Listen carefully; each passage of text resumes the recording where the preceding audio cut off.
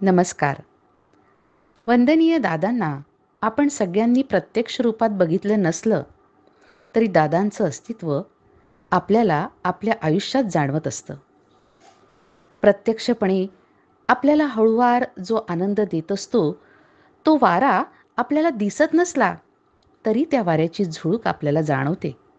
तसंच दादांचं अस्तित्व आपल्या सगळ्यांच्या आयुष्यात आहे. आपण सर्वांनी आपल्या अनुभवातले दादा जाणले आहेत किंवा आपण पुस्तकांमधून जे वाचले आहेत तेवढेच दादा आपल्या सर्वांना माहिती आहेत.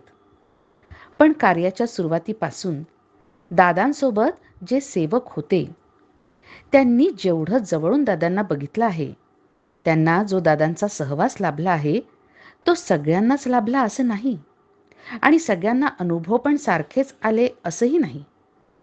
दादांचे विविध पैलू आपल्याला या सर्वांशी आपण जेव्हा प्रत्यक्षात भेटू तेव्हा कळतात. पण सगळ्यांनाच जे ज्येष्ठ सेवक केंद्रप्रमुख आहेत त्यांना भेटणं शक्य नाही. तेव्हा ज्या गोष्टी आपण पुस्तकात नाही वाचल्या, पण ज्या गोष्टी या सगळ्यांच्या हृदयात कायमच्या कोरल्या गेलेल्या आहेत, असे अमृतानुभव आपल्याला माहीत नसलेले दादा, दादांच्या आठवणी या सर्व भक्त भाविकांपर्यंत पोहोचाव्यात या दृष्टीनं गुरुसंवाद ही मालिका आम्ही आपणासमोर प्रस्तुत करीत आहोत. या मालिकेमधून आपण न ऐकलेले, आपल्याला माहीत नसणारे वंदनीय दादांसोबतचे या सर्वांचे सुखद क्षण अशा सर्व ज्येष्ठ गुरुबंधू भगिनी आणि केंद्रप्रमुखांकडून घेतलेल्या या मुलाखती आपण सर्वांना मार्गदर्शक आणि येणाऱ्या तरुण पिढीला प्रेरणा देऊन प्रोत्साहित करून कार्य पुढे नेण्याला निश्चितच मार्गदर्शक ठरतील. या सर्व मुलाखती या चॅनलवर आपणास बघायला मिळणार आहेत. तेव्हा या अमृतानुभवांचा आपण सर्वांनी लाभ घ्यावा ही आपण सर्वांना विनंती. शुभम भवतु. नमस्कार. गुरुसंवाद या मालिकेअंतर्गत आज आपण ऐकणार आहोत फोंडा केंद्रावरील ज्येष्ठ सेविका मीनाक्षी काकोडकर यांची मुलाखत. या मुलाखतीचा भाग 1 आता आपण बघूया. गुरुसंवाद मालिकेअंतर्गत आज फोंडा इथे आपण दादांच्या सहवासात राहिलेल्या काही गुरुभक्तांचा अनुभव कथन ते करणार आहे. तो अनुभव आपल्यासाठी खूप मोलाचा आणि मार्गदर्शक ठरणार आहे. आपल्याकडे मुलाखतीसाठी जे आहेत श्री नितीन मारदोडकर, अनिलजी गावणेकर, मीनाक्षीताई काकोडकर आणि ह्या सगळ्या मुलाखतीला आपल्याला सोबत असलेल्या सुनंदा वहिनी ह्या सगळ्या मुलाखतींमध्ये आपल्याला एक वेगळा अनुभव दादांचा देणार आहेत. या सगळ्या मुलाखतींचं जे रेकॉर्डिंग करतात ते आपले हुपरी केंद्राचे प्रमुख संजीवजी हे पण आपल्यासोबत आहेत आणि आपण यांना दादांच्या संदर्भातले प्रश्न विचारून यांची माहिती घेऊया. माझा पहिला प्रश्न होता नितीनजी तुम्हाला, दादांची आणि तुमची पहिली भेट कुठे आणि कशी झाली? माझी आणि दादांची पहिली भेट माझ्या आईच्या आशीर्वादाने मला झाली. ती साधारणशी 72 ते 73 साली असेल, मला एक्झॅक्ट आठवत नाही. पण तेव्हा पणजीला सांतिनेस तिथे केंद्र होतं. आता सध्या जी फार्मसी कॉलेज आहे त्याच्या मागे एक घर होतं, त्या घरात तिथं केंद्र होतं. तिथं आई आमची जायची त्या केंद्रावर.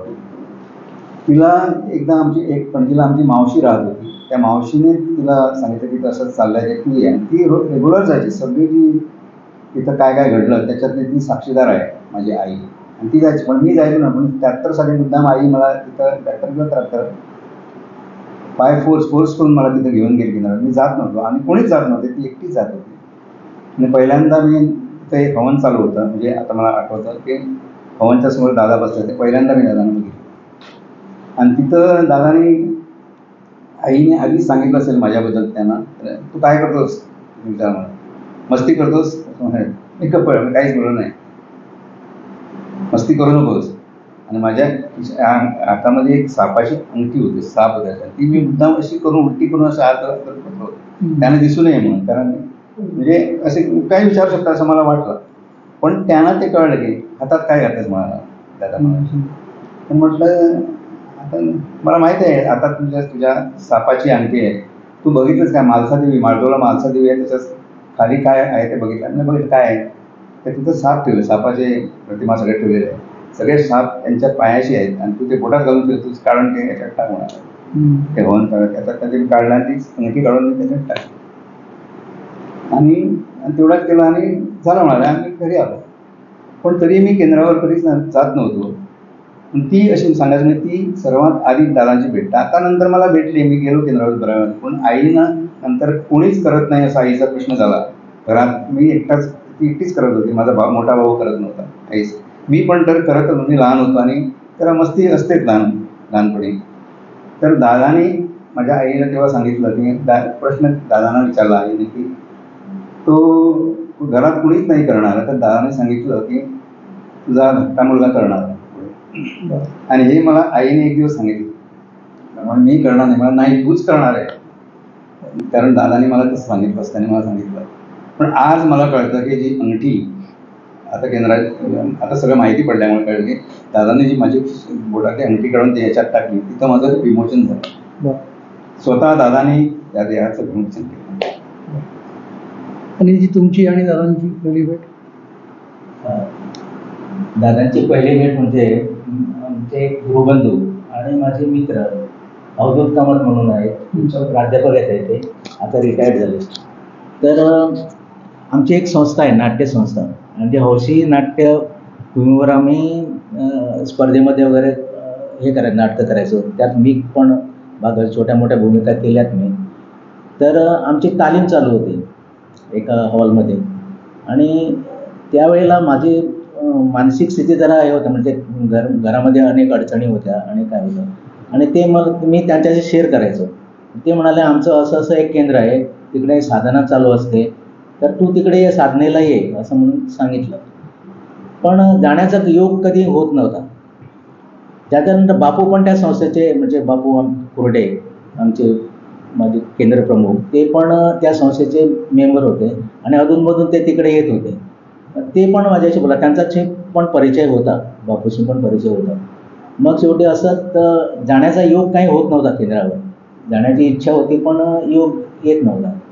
तर फोंडा केंद्राची जेव्हा स्थापना करायची झाली दादा येणार होते तेव्हा बापू मला म्हणाले की आमच्या घरी आमचे गुरु येणार आहेत तेव्हा तू त्या कार्यक्रम जो आहे त्या कार्यक्रमाला ये.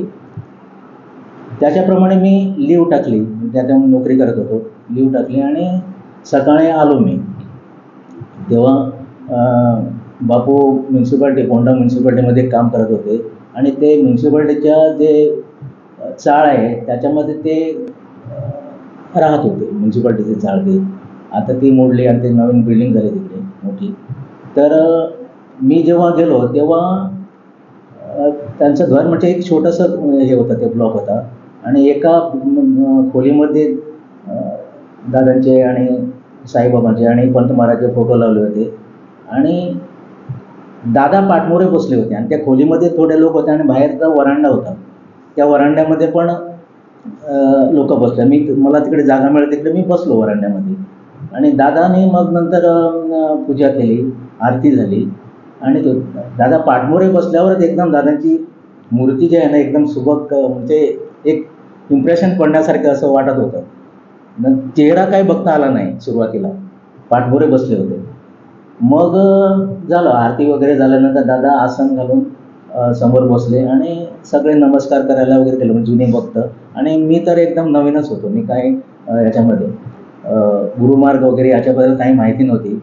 म्हणजे एक गुरुमार्गाबद्दल एकंदरीत काय माझं मत चांगलं नव्हतं कारण आम्ही बघतो ना फसवाफसवी असते काय असते कोणी ढोंगी असतात मग त्याच्यामुळे मी कधी असं गुरुमार्गामध्ये किंवा असं मी जात नव्हतो कधी.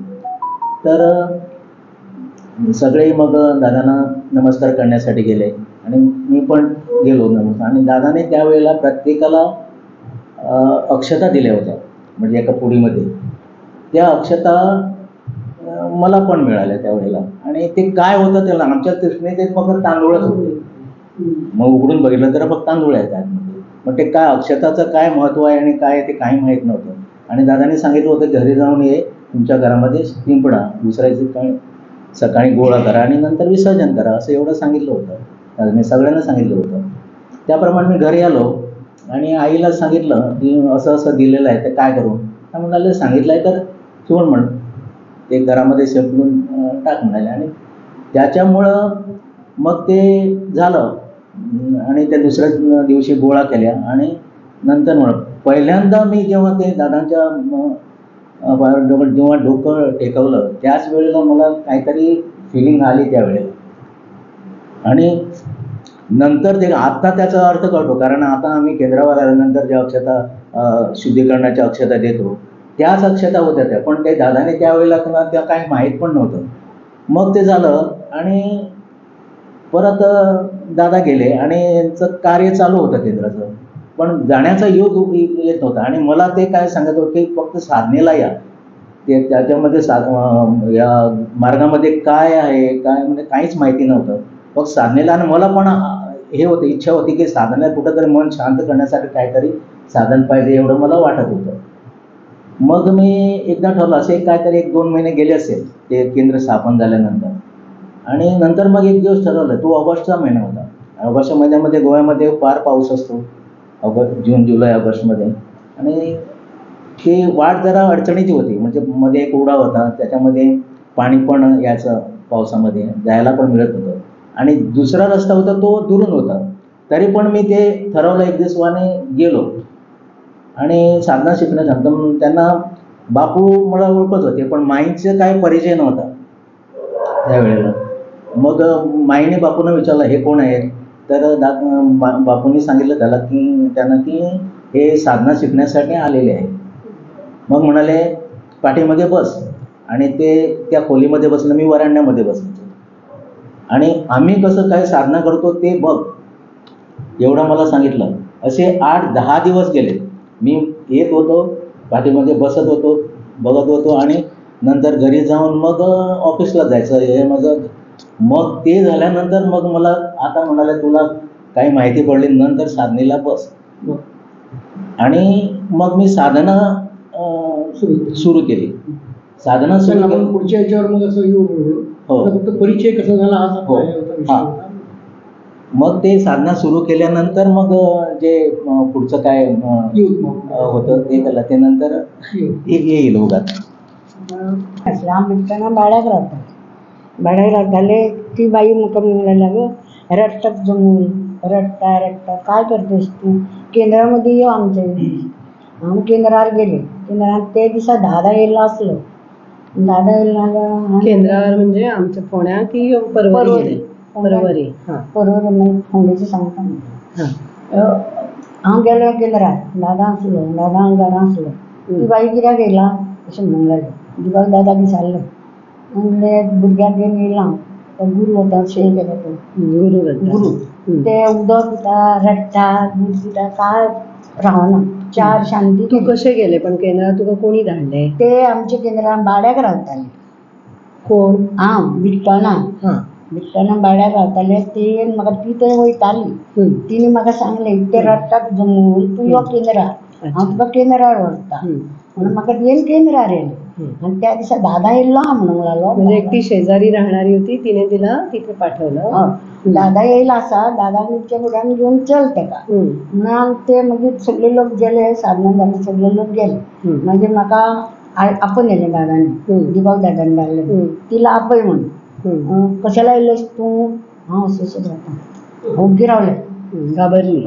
हांव असो जाता. मागीर दिवाक दादानी सांगलें, मागीर हांडवरकार आसता न्ही, त्याने सांगलें, डॅडीन सांगलें ती मूल तुजी हाडटा बरी ना म्हणून ती आली अशें म्हणून सांगलें. मागीर घाबरूं नका म्हणून लागलें. कशाला? मी आहे ना, तूं कशाला घाबरतेस तूं? उग्गी राव, कडकडू नाका, उग्गी राव म्हणटा म्हाका. हांव रावलें. मागीर तेणें तेजें नांव सागर हाडून सांगलें, तेजें नांव बदललें. हय, गुरू म्हणून. गुरू म्हणून नांव बदललें. आनी काय जालें म्हणल्यार त्याच दिसा नाव त्याच दिसा नांव बदललें. गुरू. आनी काय जायना म्हणल्यार पळय जाल्यार खरेंच कांयच जावंक ना, रडोंक ना, दूध पिवंक ना, कांयच ना. शांत न्हिदलो, शांत रावलो. असो बरें. परत केंद्राक गेलें. असो बरो म्हणूंक लागलो. मागीर दुसरें कितें जालें, तो आतां व्हडलो चेडो आमचो सुरज तो कोणागेर हो खावपाक गेलो दिवाळीचो. दिवाळीचो हो खावपाक गेलो म्हणटकूच तो कितें जालो, तो पडलो आनी तेजो हात मोडलो. तेन्ना हे नासलें हॉस्पिटल, नाल्यार पणजे आसलें तें हांव पणजे घेवन गेलो. तेजो हात बांदलो, सूज आसना, कशी आसा, कशीच सूज आसना. म्हाका अशें रडपाक येता, सूज ना. परत दादा येयल्लो आसलो. मागीर दादान म्हटलें कितें, सूज आसना, पयला तसो असो केलो तेजो, अशें हातीक मोडले, तेजी उडी लायली, दिवं नको, रडूं नको, चांगलो जातलें म्हणूंक लागलें. आनी मागीर दादा म्हटलें, डॉक्टर म्हाजे पयशे दिवंक जाय आसले हांव ताका. तो म्हणलें म्हाजे पयशे दी म्हणटा डॉक्टराक, हांव ताका व्हरना डॉक्टराक घेवन. तो आमचे थंय डॉक्टर आसलो न्हू, तो येयलो. कितें दिवंक जाय म्हणूंक लागलें म्हाका. म्हणलें 1000 रुपया दिवपाक जाय, चड ना 1000. दादान आपयलें तांकां, आपयलें आनी दिपक दादाक आपयलें, इला पयशे दी, इला पयशे दी म्हणूंक लागलें. आनी आजुरून डॉक्टराक दी, रावूं नका म्हणूंक लागलें. डॉक्टराक दी, तेजी फी ताका दी. जाल्यार हांव दुसरे हांव सांजचें गेलां न्हू, दुसरे दिसा गेलें डॉक्टराक. कित्याक येयला, तुका तपाशीत हांव पयलींचे पयशे दिवंक ना. तपासून घेवना हांव, तुजे पयशे दिवपाक येयला. पयशे दिवपाक येयला म्हणटा म्हणून खंयचे हाडले काय आनी हाडले म्हणटा खंयचे तरी. दादानी दिले अशें सांगलें. दादानी दिले, खंयचे दादानी दिले. आनी हांवें अशें नाका म्हणूंक लागलो.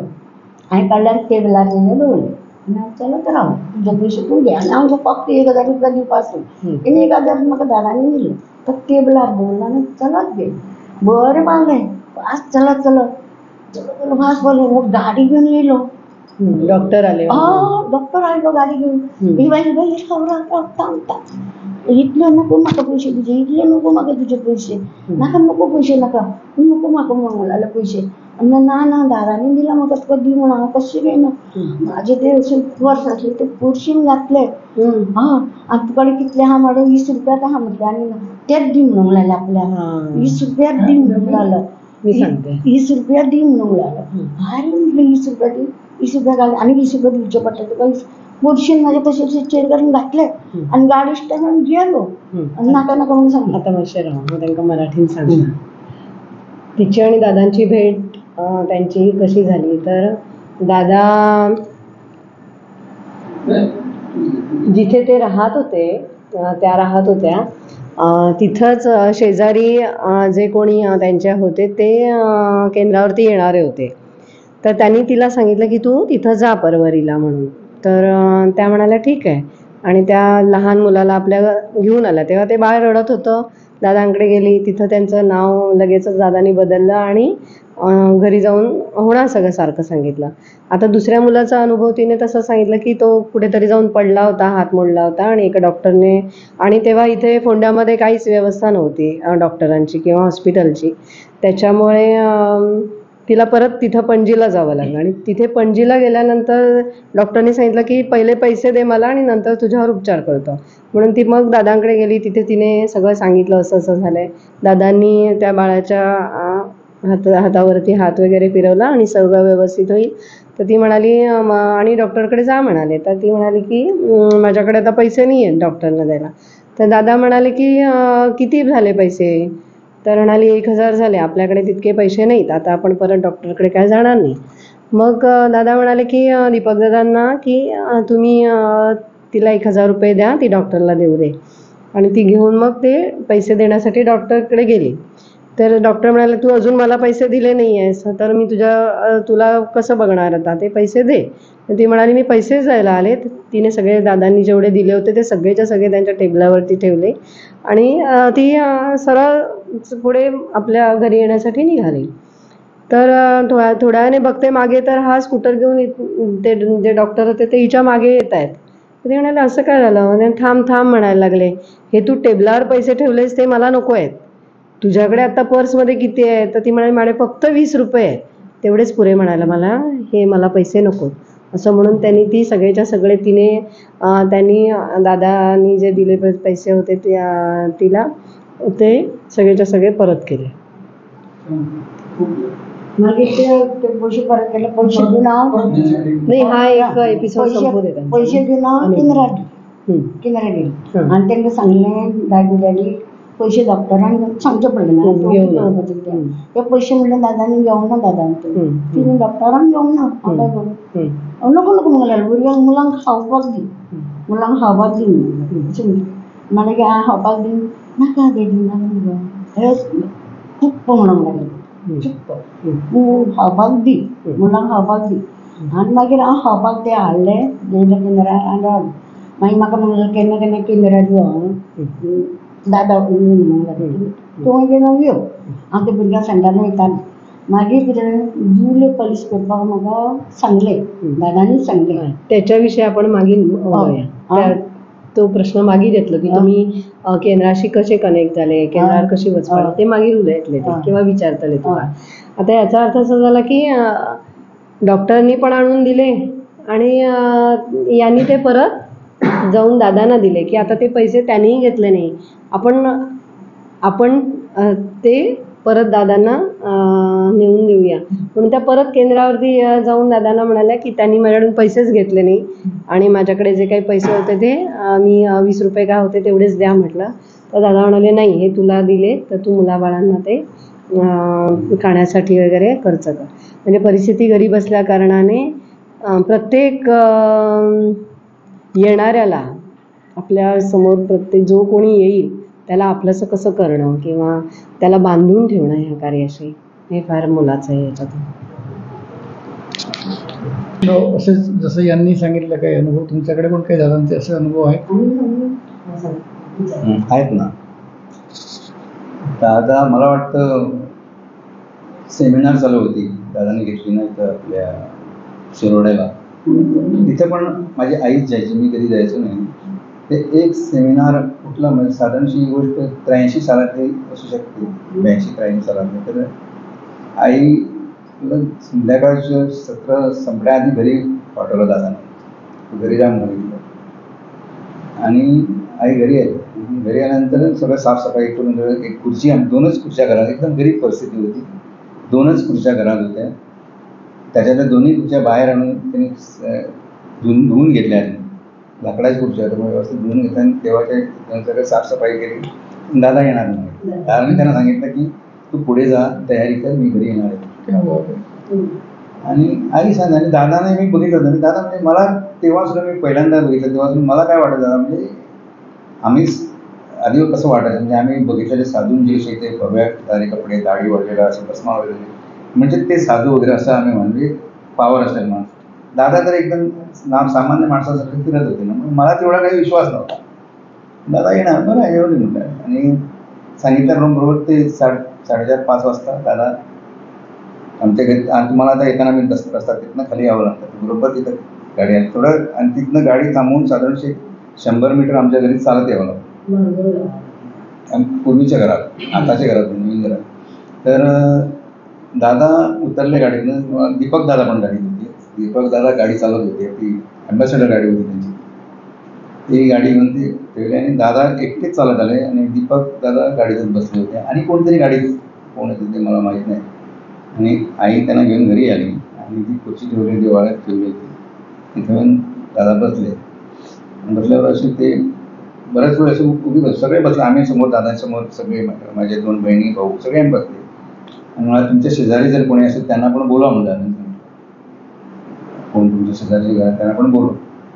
त्याप्रमाणे आई जाऊन त्यांना सांगितलं असे जे आले तुम्ही तर कोणी यायला तयार नाही येत नाही ना सगळ्यांना असं द्या मला काही नाही. दादा बसले आणि तिथं बसून त्यांनी एक 2-3 मिनिटं ते गप्प बसले आणि नंतर त्यांच्या हातात 5 सिगरेटचं पाकिट होतं 5 आणि एक लायटर होतं त्याच्यात ते सिगरेट काढली सिगरेट तिथं बसून देवारात बसून आणि आम्ही म्हणतो का देवारात आमचे देव होते बसून दादा एक तिथं बसून सिगरेट ओढतात आणि त्याने ती सिगरेट ओढली सगळी कंप्लीट सिगरेट तिथं बसून काहीच न बोलता कंप्लीट सिगरेट जोडून खाली ॲश पडली सिगरेट पडली आणि मग दादा तिथनं उठले.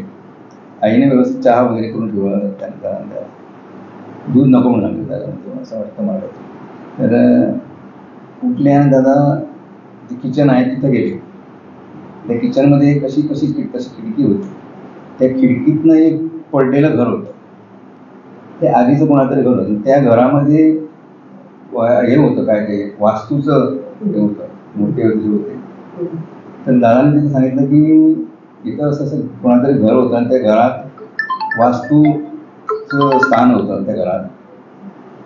तेव्हा त्याला तुम्ही आता हे करा की ते सुखी नाही तिथे आहे तिथे, कारण ते पडलेले आहे आणि ते लोक सोडून गेलेले आहे. तेव्हा तुम्ही या घरात आता रोज दिवा लावा, त्या खिडकीत तुम्ही रोज दिवा ठेवायचा आहे त्यांना. आणि आजपर्यंत आता मी ते आतापर्यंत सुद्धा तिथे ते दिवा लावला होतो आमच्या. तर तेवढं केलं आणि दादा येऊन परत त्या खुर्चीत बसले. चहा वगैरे दादाने घेतला तिथे बसून म्हणजे त्या पडक्या घरामध्ये दिवा लावणार तिथे दिवा लावून तुमच्या इथल्या खिडकीच्या बाहेर बाहेर तिथे दिवा लावायला सांगता. आणि दादा काही सांगितलं सगळं ठीक होणार म्हणून सांगितलं. आणि दादा तिथं 5 मिनिटं बसून ते गेले.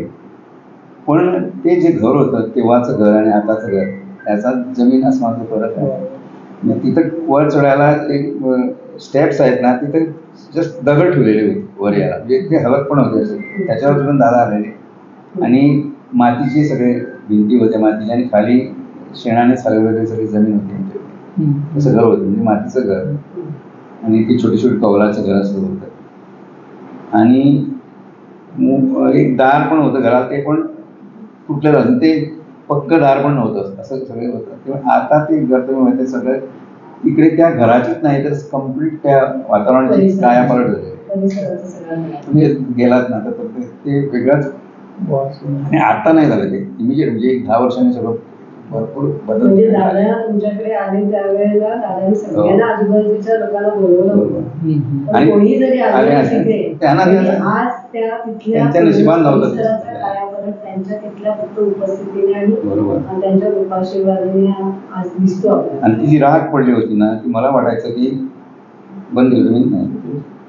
राग पडली ती मला तेव्हा वाटायचं ते काढून ठेवायचे म्हणून ते ठेवायचे. आई त्याने असून बोलचे तर दादानी ते त्यांना कळलं ते तेव्हा ते काढून ठेवायचे वगैरे काही नाही. ती तशीच आता असू दे का आज असू द्या उद्या काढून ते करून बाहेर टाका. म्हणजे आम्ही जे विमोचन करतो ना ते जे दोन्ही पेटवली त्यांनी त्या घरामध्ये. सिगरेट नव्हती ती त्या वास्तूमध्ये ते पेटवून ती बाहेर टाका.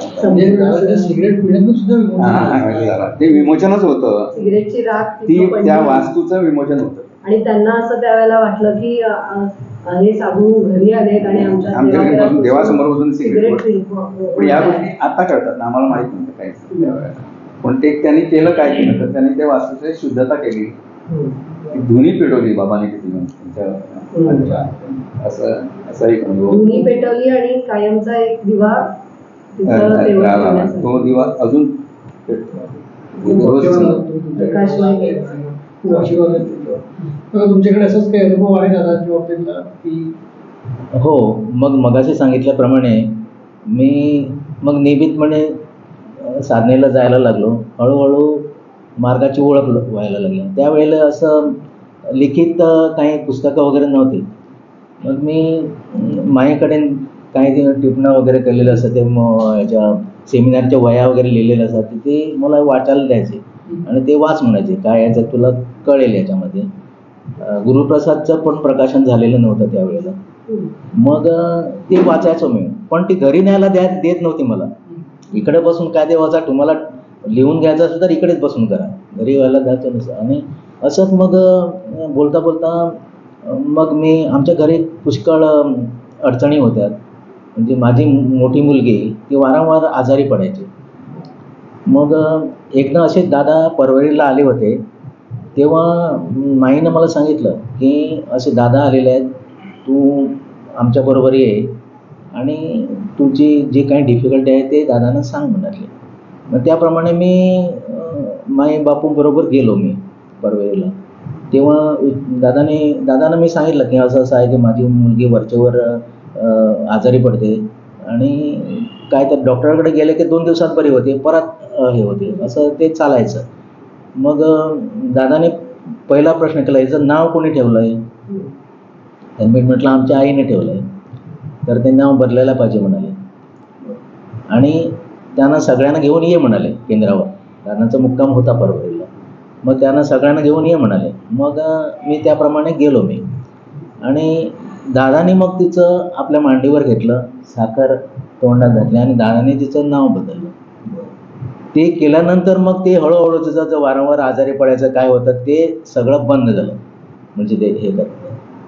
आणि तसंच दुसरा एक अनुभव आहे. तसंच दादा आलेले होते परवरे केंद्रावर आणि त्यावेळेला दुसरी मुलगी जी होती ती म्हणजे मिसेस त्यावेळेला प्रेग्नंट होती आणि मी सगळ्यांना घेऊन गेलो होतो केंद्रावर दादांच्या दर्शनासाठी. आणि ते मग जेव्हा नमस्कार करायला गेले माझी मिसेस त्यावेळेस दादाने तिला थांबवलं आणि म्हणाले ही कुणाबरोबर आलेली आहे. तर मी म्हटलं मी उठून उभं राहिलो आणि मी म्हटलं आमच्याबरोबर मागे जाऊन बस म्हणाले. आणि नंतर मग सगळे लोक गेल्यानंतर मग दादाने आम्हाला बोलावलं. तर म्हणाले हिचं मूल आडवं आहे म्हणाला, तुला त्रास होत नाही. फक्त नजरेने बघून. म्हणजे ती नमस्कार करायला गेली होती तेव्हा हे बघून. त्याच्या अगोदर ट्रीटमेंट वगैरे घेत होतं. मग जे मंथली काय तर डॉक्टरचे चेकअप वगैरे ते सगळं होत होतं. पण डॉक्टरनी असं सांगितलं नव्हतं की मूल आडवं आहे म्हणून. पण तिला थोडा त्रास होत होता. ते दादाने पहिल्यांदा सांगितलं की असं असं आहे म्हणून. आणि दादाने मग तिला तिकडं संवेदन दिले, पाठीवर बसवलं आणि संवेदन दिलं. आणि नंतर मग डिलिव्हरीच्या वेळेला काय एक हॉस्पिटलला मग नेतो कधी आणि डिलिव्हरी कधी होत आहे हे कळलंच नाही. मग एवढं हे होतं.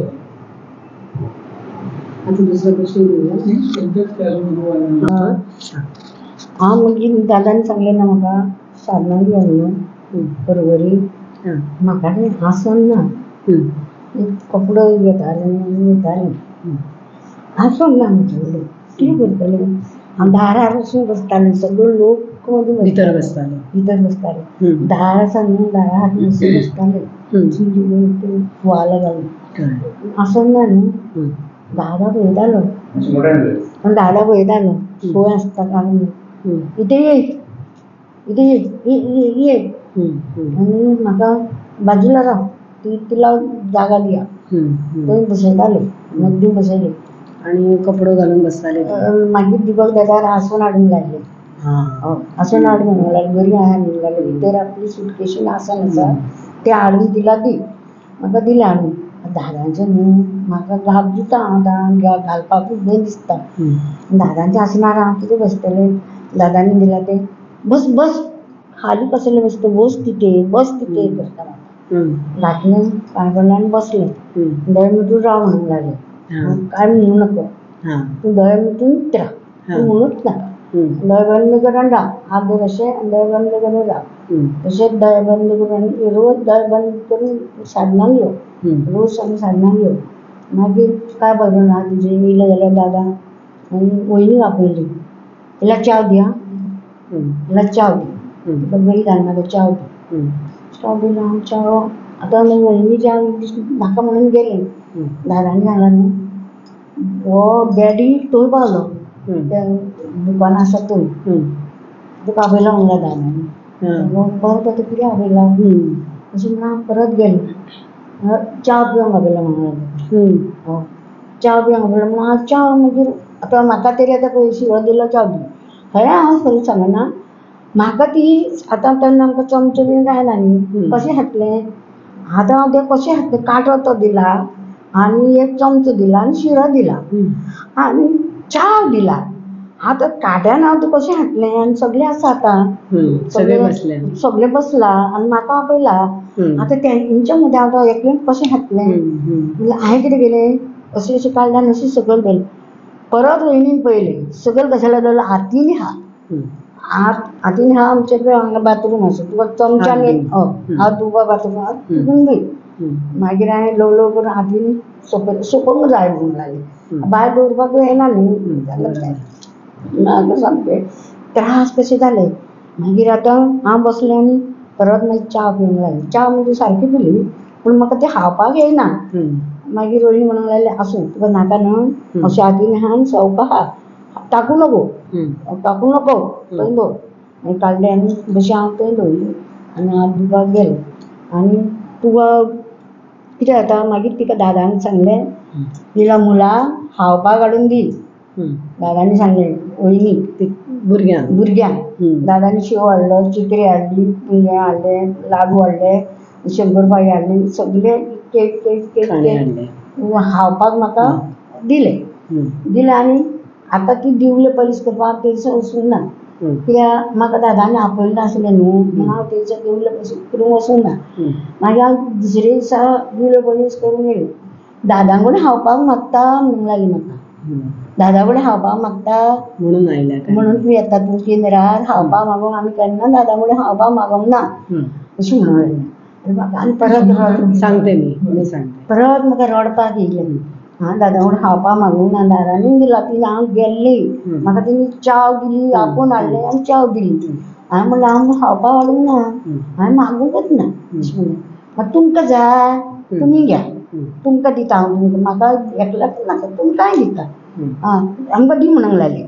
दादानी दिला न्हू दी म्हणूंक लागलें. 4 लाडू ताका दिले 2 लाडू ताका दिले एक चकरी कोण आशिल्ली तांकां? कोण लक्ष्मी ती सगळी आसा कळ्ळें 5 जाणां ती सगळी पॉलिश करपाक येता ती तुका अशें म्हणपाक म्हणूंक लागली.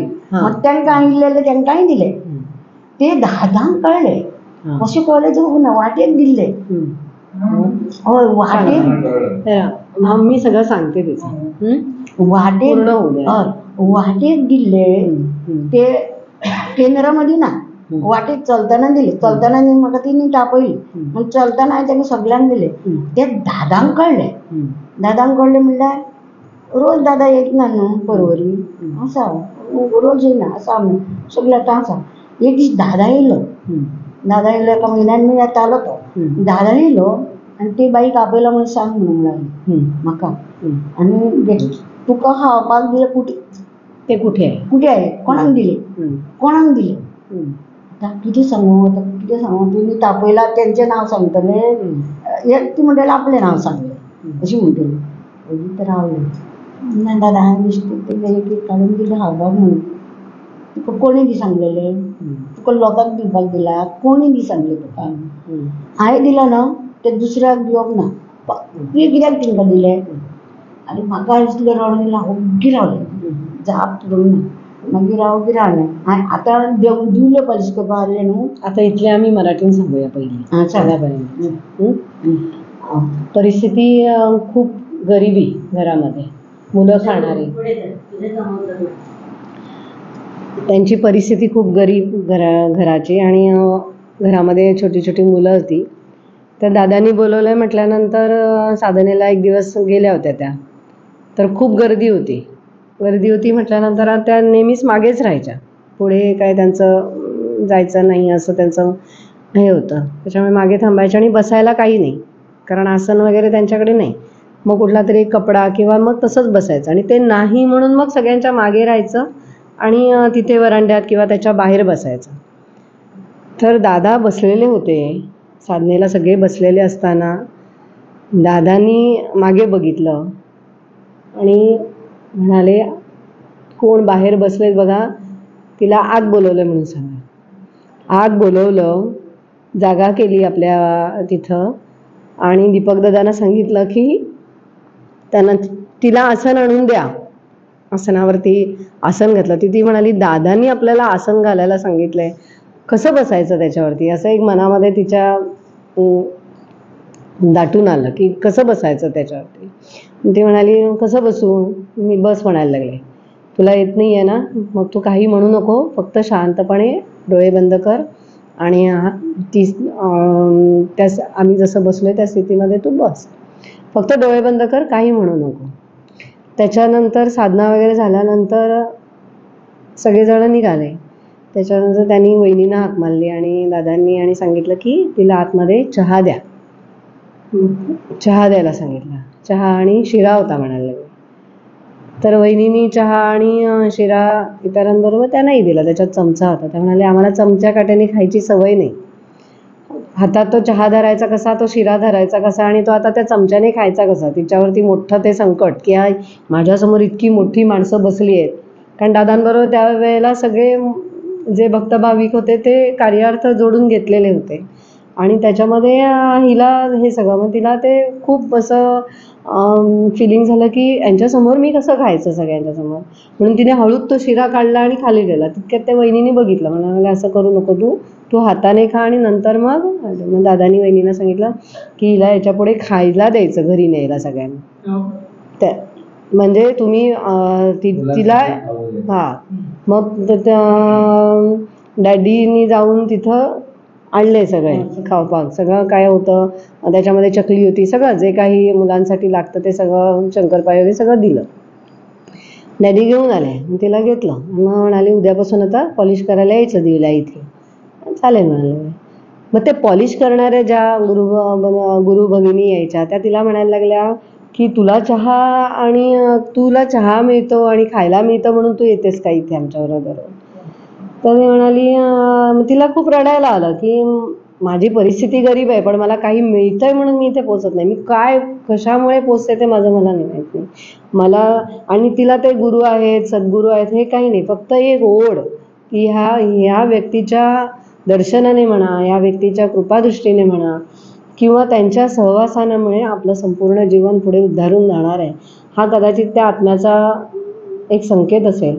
म्हणून ती आणि एक मुद्दा म्हणून सांगते की आम्ही मोगरूला कोकणीमध्ये आम्ही अहो जावो हा शब्द थोडा कमीच प्रमाणात वापरला जातो, म्हणजे वेगळ्या. त्याच्यामुळे तिला असं ए मोगरू किंवा ती म्हणजे तिचं आणि आमचं नातं काय आहे मला माहिती नाही. ती आई आहे आमची, ती मैत्रीण आहे आमची किंवा ती मावशी आहे, ती सगळ्या दृष्टिकोनातून माझीच असं नाही आमच्या सगळ्यांची. आणि तिने सगळ्यांना मला तसं जोडून ठेवलं आहे.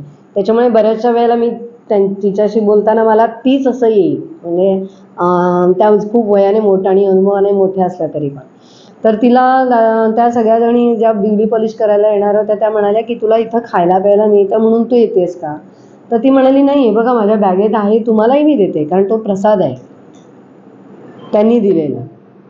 म्हणून मग तिने ते काय केलं, वाटेतूनच तिकडे ब्युटी पॉलिश करायला जाता जाता त्यांना ते सगळं दिलं. हा सगळा विषय बाहेर झालेला त्यांचा सगळ्यांचा. आणि हे ज्यावेळेला ती परत गेली त्यावेळेला दादानी तिला बोलवलं आणि विचारलं की तुला खाणं दिलं होतं ते तुला वाटायला दिलं होतं का, तुला कोण काय म्हणालं.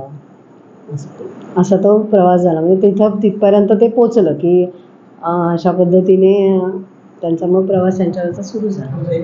आपण जे म्हणतो दादांचे जे शिकवण आहे ती त्यांनी कृतीतून आणि वागणुकीतून कसं वागावं हे खरंच एक छान उदाहरण आपल्यासाठी आहे. आपण फक्त एक आता काम करू. आपल्याला माहिती आहे की नितीनजींना थोडं लवकर जायचं आहे, तर त्यासाठी फक्त त्यांच्या आठवणीतला एक अविस्मरणीय प्रसंग असा रजा बाबतीत सांगायला आणि नंतर तुम्ही रजा घेतली तरी चालेल.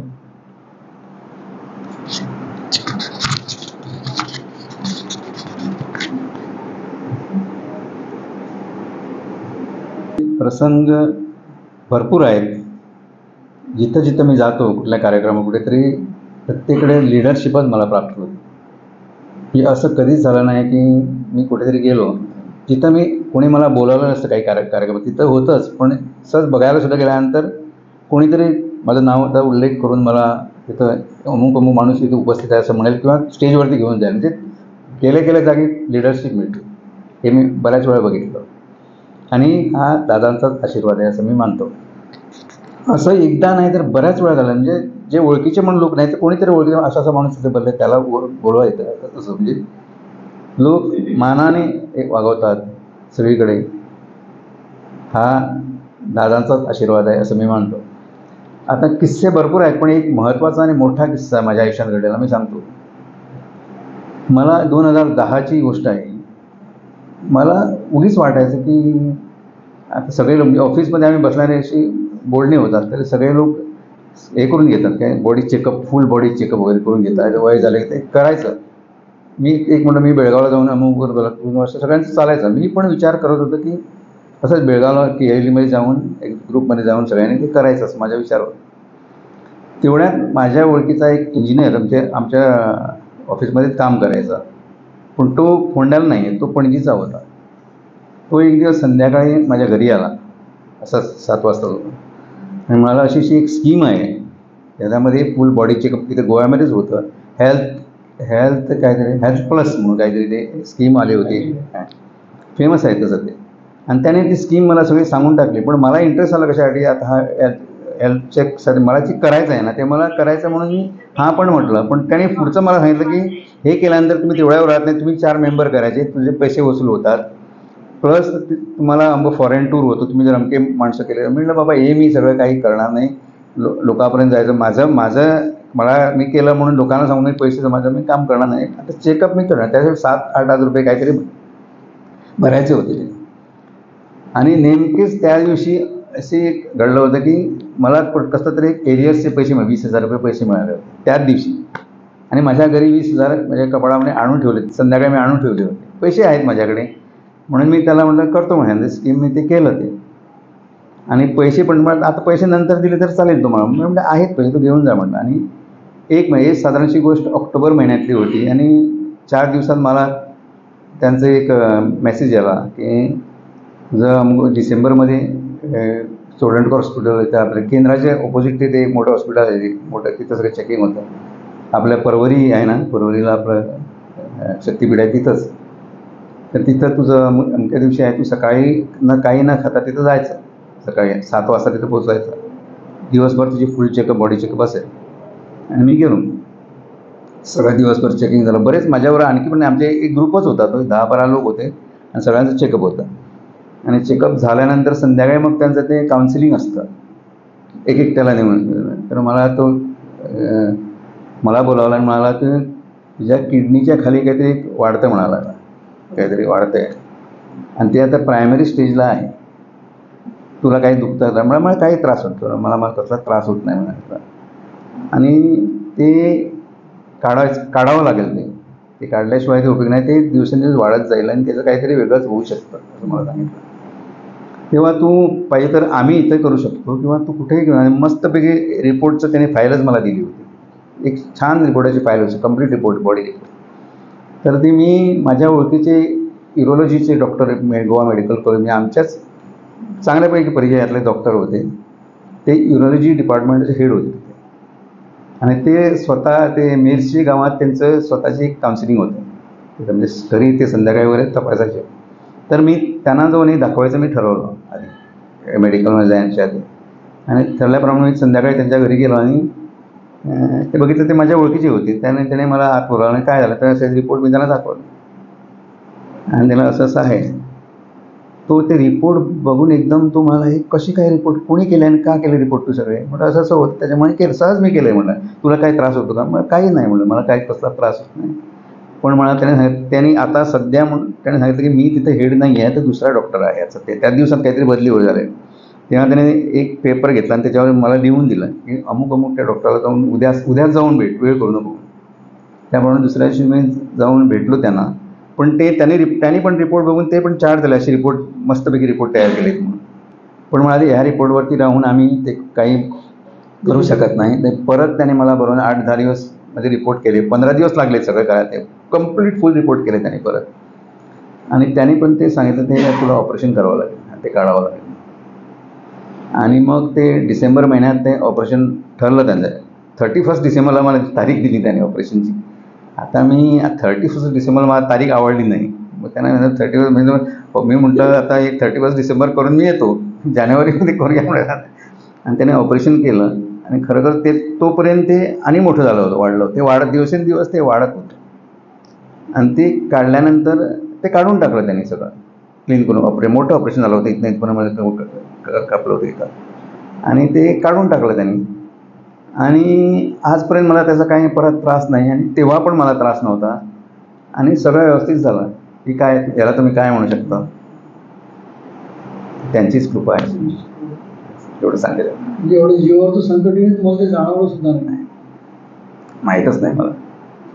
सगळ्यांची काळजी घेते. तर ॲक्च्युली पुढचं याच्यापेक्षा मोठा अनुभव काय असतो तुमच्या जीवावर भेटलेलं सुद्धा. मीनाक्षी काकोडकर यांच्या मुलाखतीचा भाग 1 आपण ऐकलात. मुलाखतीचा भाग 2 आपण लवकरच प्रक्षेपित करणार आहोत, तरी सर्वांनी नक्की बघा. आणि अशाच अनेक सुंदर मुलाखतींसाठी गुरुसंवाद या चॅनलला सबस्क्राईब करा. जास्तीत जास्त लोकांपर्यंत गुरुसंवाद पोहोचवा.